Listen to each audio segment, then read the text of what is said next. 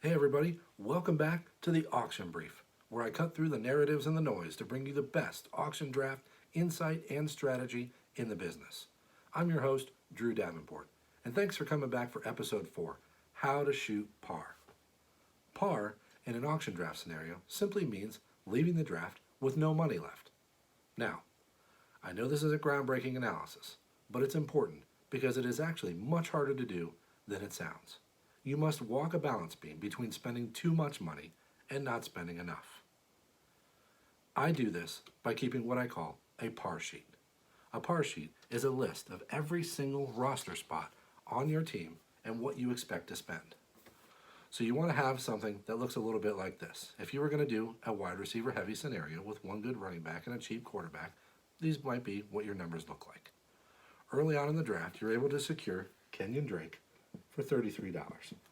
You get such a good deal that you're right out here in the margin, +3. That's what's key. You are +3 to par right now. A little bit later, Juju Smith-Schuster comes up for bid, and you end up snagging him for a heck of a deal too. Juju ends up going for $26.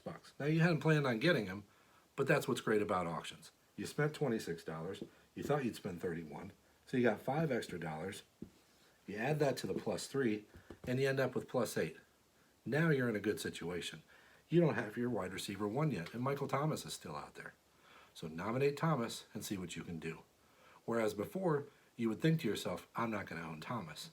Now that you've got your par sheet keeping you on the balance beam, you end up with Michael Thomas for $56. That's well over the 50 you wanted to spend, but you knew that you had that $8 in the bank, and that's how you ended up with Thomas on your team. And guess what? You're still at +2.